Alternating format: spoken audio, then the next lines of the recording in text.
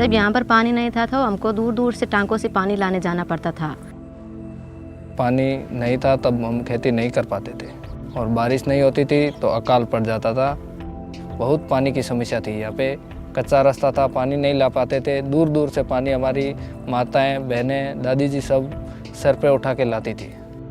ये समस्या होती थी तब हमारे ये मन करता था कि हम यहाँ से गांव छोड़ के कहीं दूर शहरों में चले जाएं जहाँ पानी हो।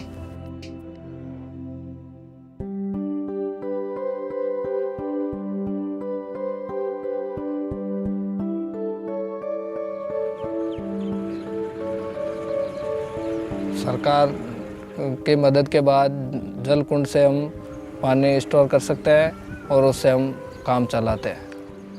सरकार की तरफ से हमें कुछ टांके दिए गए थे जिसमें हम पानी एकत्रित कर सकते थे और सरकार की तरफ से हमें कुछ नलकूप भी दिए गए थे जिसे हम पानी भर के ला सकते हैं और कुछ हमें ये सरकारी ट्यूबवेल की भी मदद मिली है।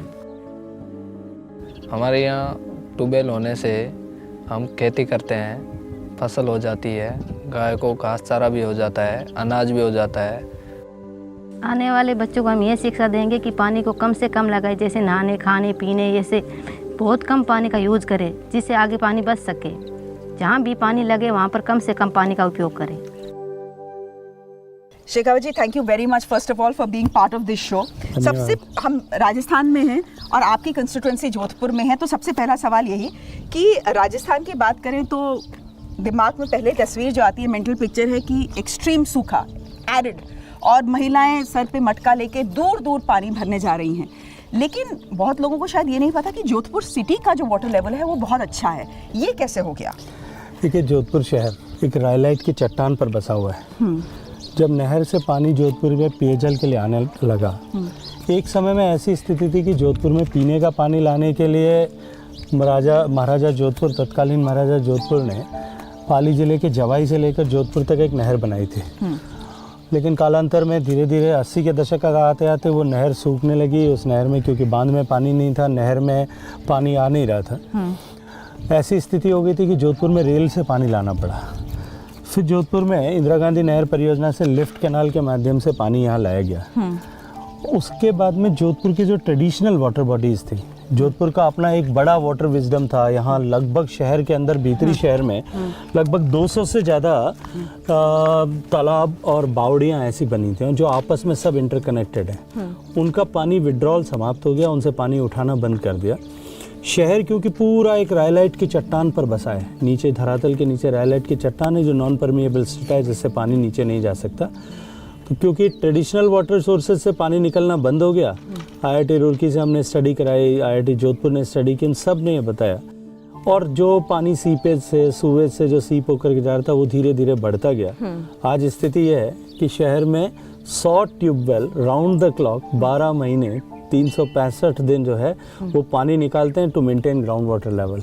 जहाँ एक तरफ पूरे राजस्थान में पानी की कमी है, ज़मीन में पानी कम हो रहा है, वहाँ जोधपुर शहर में स्थिति है कि हम पानी बढ़ते हुए भूजल के स्तर से परेशान हैं। अच्छा, ये हम रूरल जोधपुर में हैं, यहाँ पर भी वाटर कंजर्वेशन का काफ़ी काम हुआ है। जैसे हम लोग आ रहे थे तो हमने तालाब देखा, पानी से भरा हुआ था, ओएसिस था ग्रीन। निश्चित रूप से देखिए, पूरे राजस्थान में, अगर मैं देश के परिप्रेक्ष्य में बात करूँ तो देश में भी और राजस्थान में भी अनेक लोगों ने अनेक स्तर पर वाटर कंजर्वेशन पे काम किया है। ट्रेडिशनली राजस्थान में पानी बचाना, बरसात के पानी के एक एक बूंद को सहेज के रखना, उसका उपयोग करना, वर्ष पर्यंत उसका उपयोग करना, ये सामान्य दिनचर्या का अंग था। धीरे धीरे जैसे जैसे पानी के दूसरे स्रोत हुए, सरकारी नलों से पानी आने लगा, उन तालाबों की उपेक्षा हुई और उनके रास्ते में अतिक्रमण हुए, पानी के स्रोत सूखते गए, तालाब सिकुड़ते गए, उनके जो कैचमेंट एरिया था उन पर भी धीरे धीरे अतिक्रमण होते गए। पूरे देश भर की यही कहानी है। कहीं भी ऐसा नहीं है कि राजस्थान कोई विशेष होगा। राजस्थान में जब पूर्ववर्ती भारतीय जनता पार्टी की सरकार थी तब एक योजना बनी, मुख्यमंत्री जल स्वावलंबन अभियान। माननीय मुख्यमंत्री ने तय किया कि पूरे प्रदेश के लोग एक साथ एक जन आंदोलन के रूप में उठ खड़े हों और पानी के लिए काम करें, हम ट्रेडिशनल वाटर बॉडीज को रिवाइव करें। और उसी के क्रम में यहाँ जो तालाब जिसकी आप अभी चर्चा कर रही थी, इस पहाड़ जहाँ हम खड़े हैं, इस पहाड़ का पानी जाता था वहाँ। पुराने समय में एक नहर चैनल हुआ करता था, वो चैनल क्षत विक्षत हो गया था, टूट गया था, पानी नहीं जा रहा था। उस चैनल को पूरा सीमेंटेड चैनल करीब 2.5 किलोमीटर का बनाया और यहाँ से ले जाकर के उस तालाब तक पानी पहुँचाने की व्यवस्था की और उसको खोद करके पूरे ग्रामीणों के सहयोग से, जन सहयोग, एक मेले के जैसा माहौल था। हर एक आदमी अपनी अपनी तरह से योगदान करने के लिए जुटा था। कोई ट्रैक्टर लेके आया था, कोई ट्रॉली लेकर के आया था, कोई अपने घर से कुदाल लेकर के आया था, कोई फावड़ा लेकर के आया था। सबने खोदना शुरू किया और 1 महीने में तालाब को जो कैपेसिटी उसकी थी उससे 3 गुना कैपेसिटी का तालाब बना दिया। ऐसा तो है नहीं कि पानी की देश में कमी है, बड़ी बड़ी नदियां हैं। From the 3 sides we are surrounded by the ocean as well. तो हम ये चेन्नई में डे 0 पहुंच कैसे गए? ये सिचुएशन इतनी खराब कैसे हो गई? अगर विश्व के परिप्रेक्ष्य में बात करें तो दुनिया का हर छठा आदमी भारतीय है और दुनिया का हर छठा आदमी भारतीय होने के साथ साथ में दुनिया भर के जो फ्रेश वाटर के रिजर्वायर्स हैं, रिसोर्सेज हैं, उसका केवल 4% ही हिस्सा हमारे पास में है। अच्छा। दुनिया का केवल पानी का 4% हिस्सा हमारे पास में, 18% आबादी हमारे देश में है, लगभग 20% लाइव स्टॉक पॉपुलेशन हमारे देश में। ऐसे में निश्चित रूप से हमारे लिए चुनौती है, लेकिन फिर भी यदि बारिश के पानी का ठीक से संयोजन किया जाए तो निश्चित रूप से अभी देश को आने वाले कई वर्षों तक हम जो है वाटर सिक्योर बना सकते हैं। देश में जितनी पानी की आवश्यकता है उसकी 65% आपूर्ति, चाहे वो इंडस्ट्री के लिए है, चाहे वो एग्रीकल्चर के लिए और चाहे पीने के पानी के लिए, वो अंडरग्राउंड वाटर से होती है। और अंडरग्राउंड वाटर सोर्सेज जिस तरह से दबाव में हैं, सिकुड़ते जा रहे हैं, जिस तरह से पानी जमीन में कम हो रहा है, आज देश भर में 6000 ब्लॉक्स जिनको मॉनिटर किया जाता है, उसमें से 1500 ब्लॉक्स ऐसे हैं जिनमें पानी अब भूगर्भ का जल डेंजर जोन पे चला गया है। इधर ओवर एक्सप्लॉइटेड है या क्रिटिकल है या सेमी एक्सप्लॉइटेड है, सेमी क्रिटिकल पोजीशन पे है। ऐसी परिस्थिति में चुनौती बहुत बड़ी है। भारत की सरकार ने तय किया है कि हम जमीन का पानी के पुनर्भरण के लिए काम करें। आज हमको आम व्यक्ति को समझना पड़ेगा कि देश की जो कुल धरातल पर हमारी पानी रोकने की कैपेसिटी है, उससे 4 गुना कैपेसिटी जो है वो हमारी ज़मीन में पानी रोकने की आपूर्ति की जा सकती है यदि हम ज़मीन पे जल के पुनर्भरण पे काम करें। अभी माननीय मोदी जी के नेतृत्व में, उनके मार्गदर्शन में हमने काम प्रारंभ किया है अटल भूजल योजना के नाम से। 6000 करोड़ रुपए की लागत से 7 जो है चुने हुए राज्यों में जहाँ ज़्यादा समस्या थी, उनके 78 डिस्ट्रिक्ट्स में हमने अंडरग्राउंड वाटर रिचार्ज और डिमांड साइड मैनेजमेंट पर पहली बार काम हुआ है। मुझे ये बताइए, अगर सिचुएशन ऐसी है, अगर हम इतने वाटर स्ट्रेस्ड हैं, तो ये जो मोदी जी का सपना है पाइप्ड वाटर हर घर में पहुंचाने का, ये पूरा कैसे होगा? जल जो है संविधान प्रदत्त व्यवस्था के अनुरूप राज्य का विषय है। यदि किसी महिला के जीवन में सबसे बड़ा परिवर्तन कोई चीज़ ला सकती है तो पानी ला सकती है। ये प्रधानमंत्री जी का सपना था और ये तय किया कि हर घर तक पानी पहुँचाएंगे।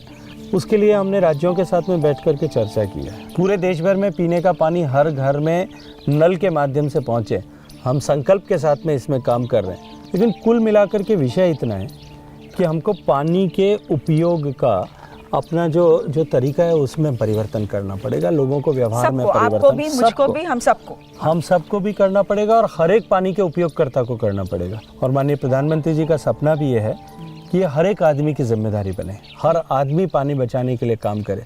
घर का पानी घर में रोकें, गांव का पानी गांव में रोकें, खेत का पानी खेत में रोकें और हम ज़्यादा से ज़्यादा पानी ज़मीन के अंदर किस तरह से जा सकता है ताकि हमारे अंडरग्राउंड वाटर सोर्सेज जो हैं वो इंटैक्ट बने रह सकें। आपने जन भागीदारी की बात की, आपने कहा everyone needs to get involve. क्या ऐसे मिशंस जो हैं, मिशन पानी की तरह, वो कितना हेल्प करते हैं, वो कितना आपको यूजफुल लगते हैं? माननीय प्रधानमंत्री जी ने जब मन की बात से चर्चा की, जब माननीय प्रधानमंत्री जी ने 2.5 लाख सरपंचों को पत्र लिखे, बार बार अलग अलग मंच से इस बात के बारे में चर्चा की और उसका परिणाम है कि मिशन पानी, मैं मिशन पानी को भी धन्यवाद देना चाहता हूँ कि उन्होंने इस अवेयरनेस का हिस्सा बनाया।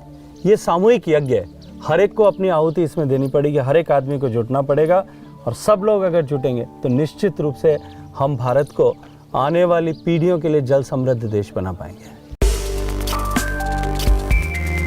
बचेगा जल, बनेगा कल।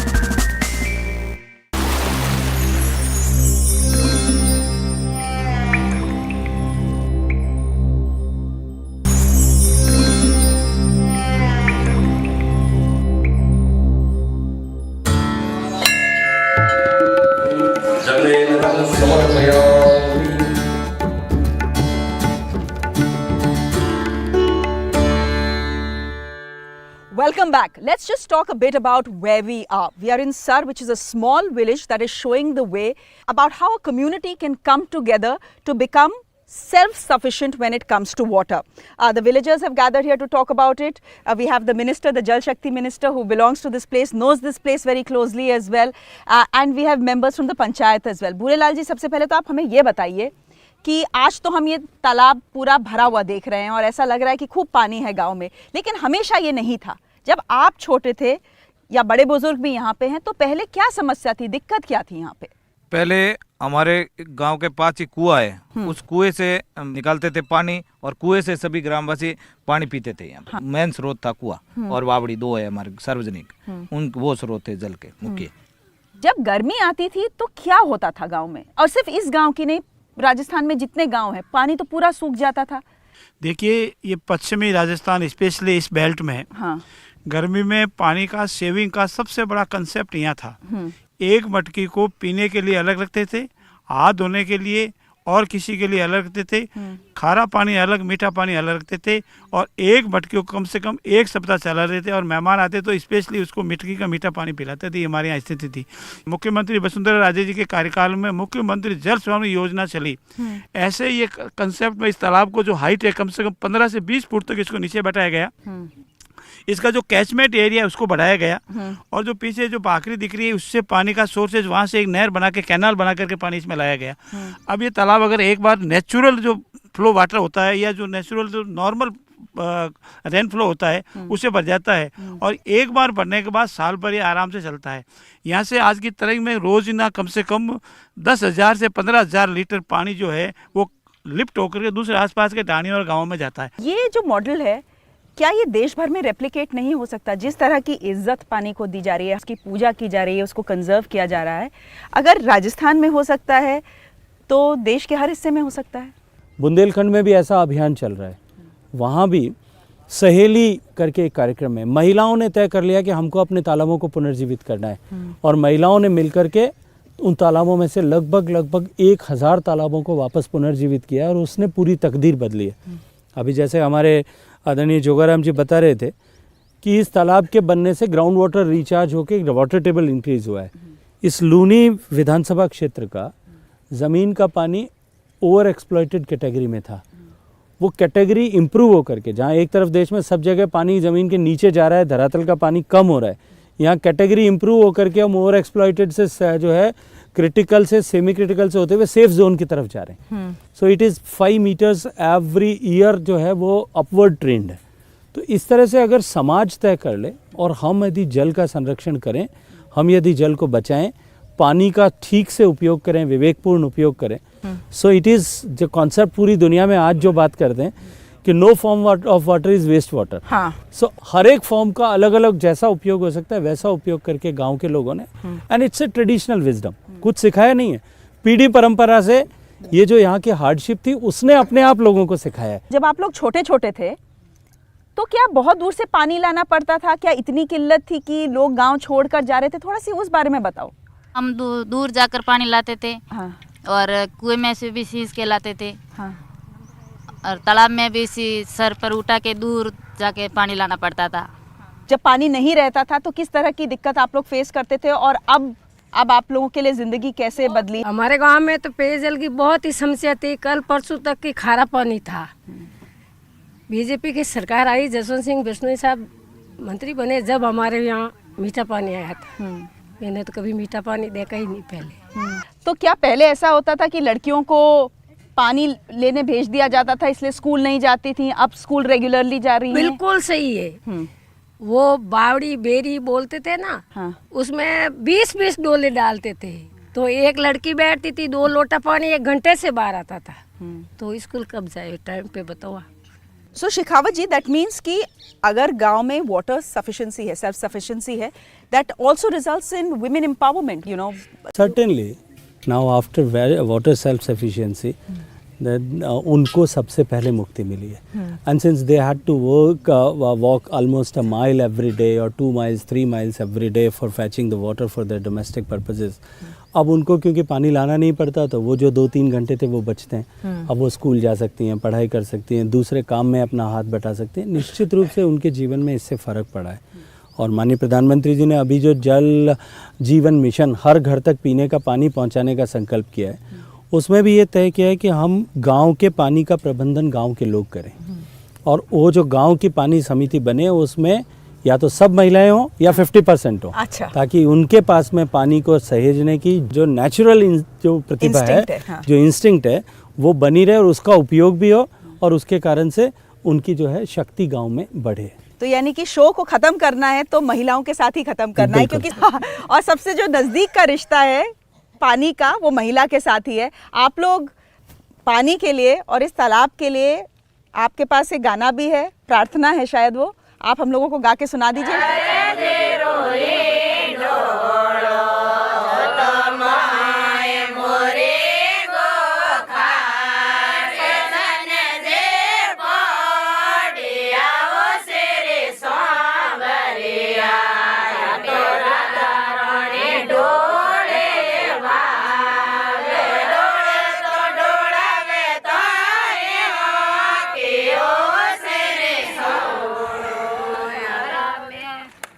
वो जब बादल वाला बात है।